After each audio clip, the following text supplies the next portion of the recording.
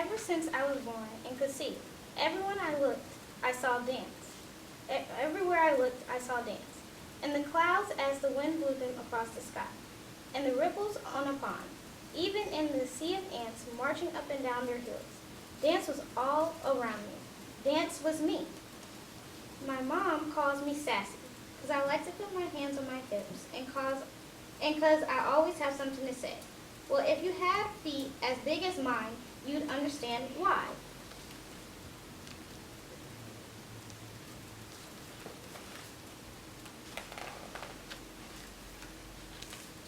You should join the swimming team since you got those long toes and don't need any fins. My older brother, Eugene, teased. I shot right back. At least I don't have that big forehead looking like a street lamp. Mama said, stop all that bad talk. You act so ugly sometimes. Poogie, your big head is a sign of intelligence. And Sassy, your big feet will make your legs look longer and prettier in your ballet shoes. My legs were longer, all right, so long that when I went to point my toe at the bar, I tripped Miss Catherine, our teacher, who was coming down the line, looking the other way. Splat! She landed under the piano, her legs up in the air. Ooh! It was so funny. Even she had to laugh. Sassy, she called out. I'm going to tie orange bows on those big feet. Sorry, Miss Catherine, I answered. But if you don't wear your glasses, you still won't see them. One thing for sure, because of my long legs and big feet, I could jump higher and spin faster than everyone else.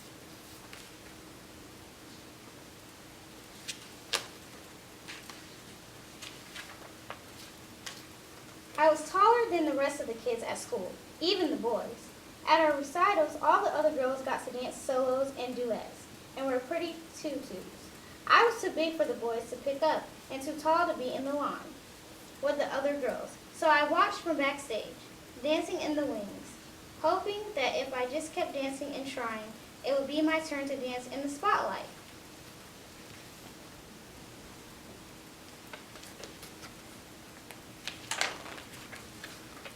One day at the end of the ballet class, Miss Catherine announced, Mr. Debato from the Russian school is coming next week to look for talented young people for the Summer Dance Festival in Washington, D.C. The whole room turned into a whirlpool of excitement as a sign-up sheet was posted. Everyone wanted to try, especially me. But as I wrote my name down, I heard two girls, Molly and Mona, giggle. Mona said, oh please, she'll never make it. They said talent, not a tyrannosaurus. My heart seemed to stand still. For once I had nothing to say. I couldn't hide the tears I felt welling up in my eyes, so I just grabbed my dance bag and ran to the parking lot.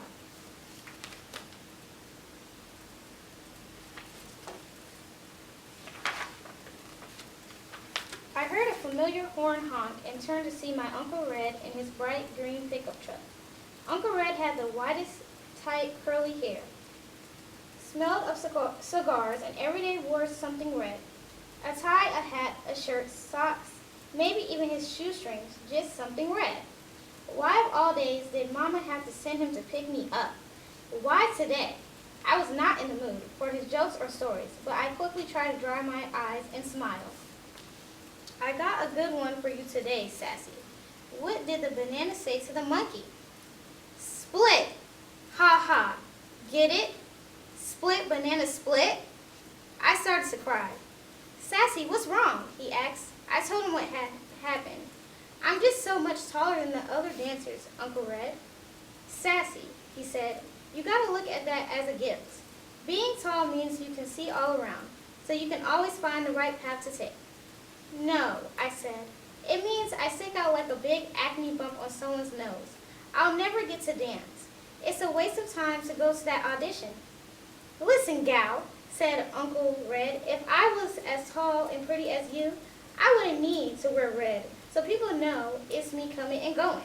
All you gotta do to make your mark on the world is walk into a room.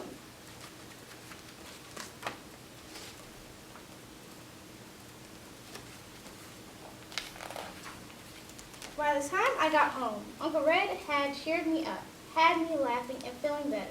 As I got out of his truck, he waved goodbye, calling out, "Make your mark, gal!" Poogie and his football friends stopped playing.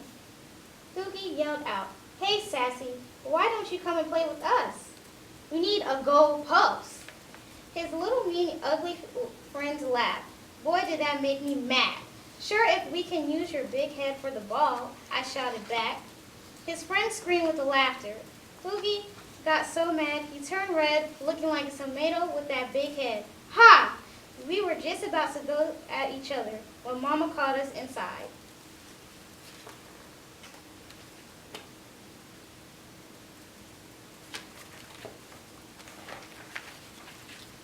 Late that night, I lay awake staring out my window and thinking about Uncle Red's words. I could see myself dancing on the Milky Way, swirling like a twinkling shooting star. Next thing I knew, I was talking to myself out loud. I'm going to that audition, big feet and all.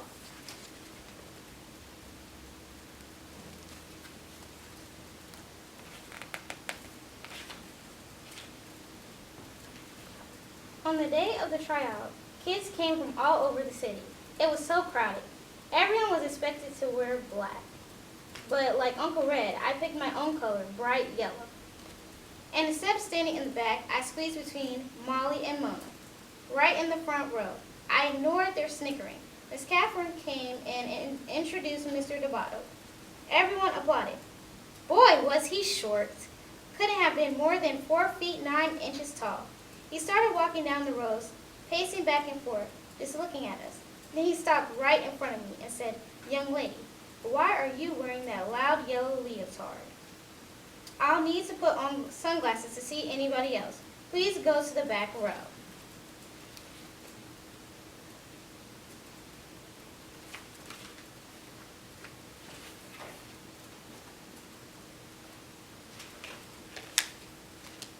Molly whispered, "See, you wouldn't want to be ya."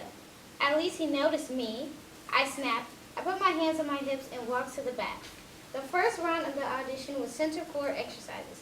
Mr. Debato walks around prodding and poking, making corrections. He stopped once and looked right at me, but didn't say a thing.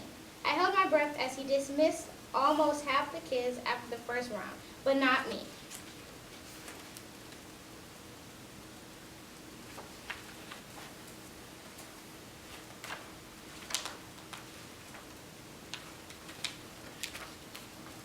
Next was the adagio, the slow section.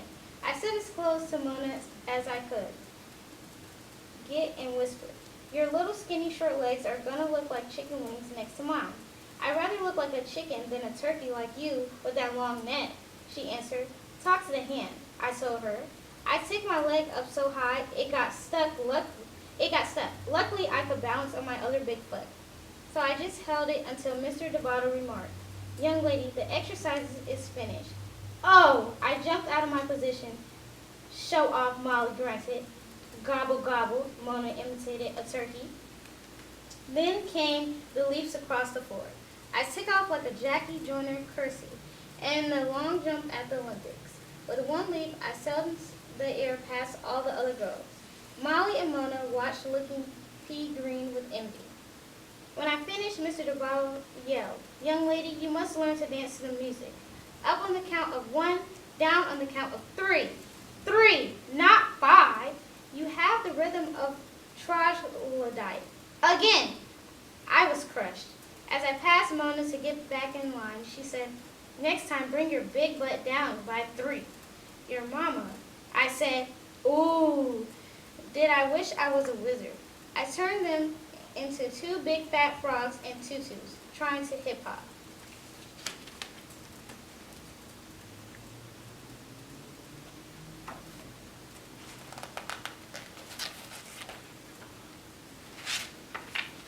By the end of the day, there was only 7 of us left. Mr.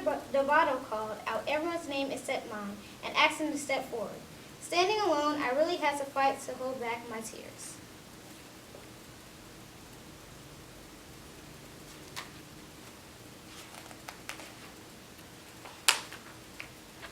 Then I heard him say, "Thank you all for coming today. Keep working, keep trying. You are dismissed." Mr. Debato said to me, Sassy, you have a great deal of potential. You have beautiful long arms and legs, but you fell about with no control. You must learn to use your feet better in timing. We have a lot of work to do when you come to Washington this summer, but please leave that loud yellow leotard at home. All you need to be noticed is walk into a room. Dismissed. He walked out, jumping and shouting. I ran to the parking lot. I made it! I made it! Mama, I made it! Guess who was there to pick me up? Mama, Uncle Red, Hoogie, and half his football team piled in the back of the green truck on their way to a game. Everybody was so proud of me, even Hoogie. You go, Miss Bigfoot. Thank you, Mr. Bighead, I said. We all laughed.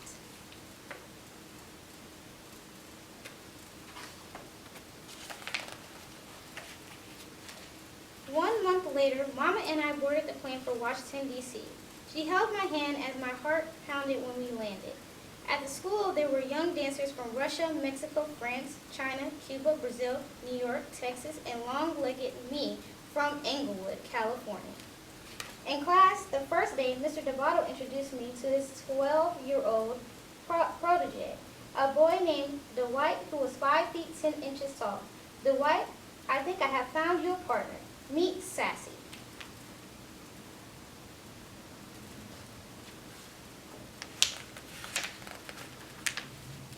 Mama was right, being tall wasn't so bad after all, and neither was having a big head. By the end of the summer, Hoogie had won the grand prize at Space Camp in Alabama and got to dance a duet with Dwight in the summer concert. When Dwight lifted me high in the air, I felt like I was dancing on the Milky Way, me and my big feet, making my mark on the world.